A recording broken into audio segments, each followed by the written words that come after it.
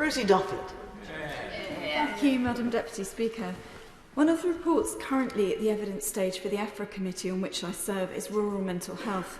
Time and again, our expert witnesses mention isolation, loneliness, and the problems of basic connectivity as factors leading to poor mental health in rural communities.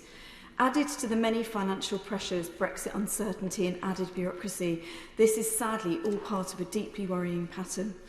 Rural communities are especially dependent on reliable, regular, affordable transport links, and when local bus services are cut, the effect is immediate and has catastrophic consequences.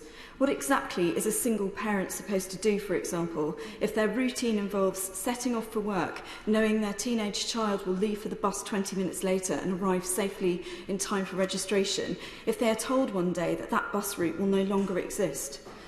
Anyone who regularly uses a route for medical appointments, social reasons, going to college or work, what exactly are they supposed to do if it's gone overnight? School and work are essential activities, so therefore those buses are essential too. My constituency already has far too many cars clogging up the few main routes in and out, contributing to increasingly dangerous levels of air pollution, growing rates of childhood asthma. But what choice do people have when their buses simply disappear?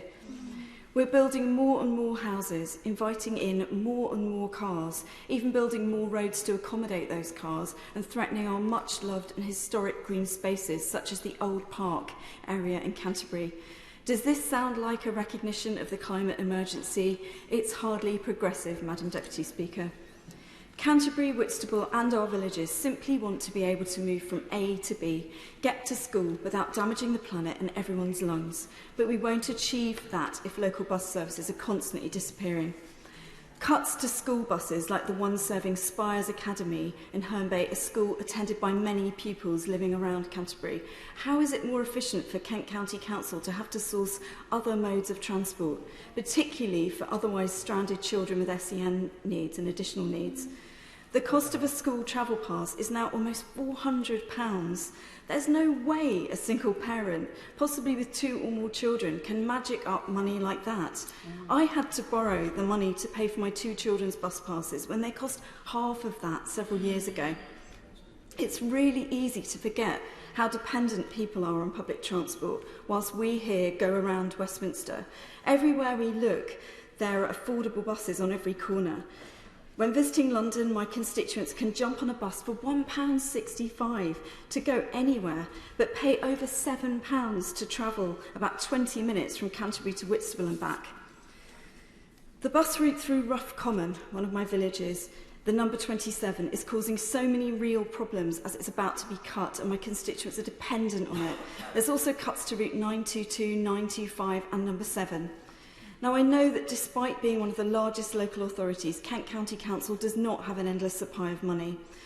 Our county has to deal with the horrors of Operation Brock, one of the many so-called benefits of Brexit, the recent collapse of P&O ferries, which was a disaster for our area, and I'm sure we'll hear about that later from the member for Dover. The P&O ferries and the pause of Eurosol services from Ashford and Ebbsfleet have also had a catastrophic effect. So our local authorities need help urgently, direct financial assistance and help to tackle these huge issues. Canterbury City Council has committed to building far too many new homes without the basic infrastructure needed.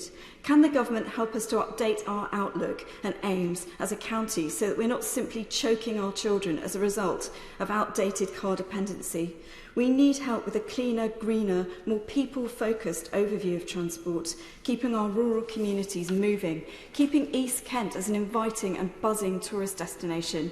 Let's model ourselves a bit more perhaps on our European neighbours and have more pedestrian-friendly town centres and cheaper, more environmentally friendly and reliable transport.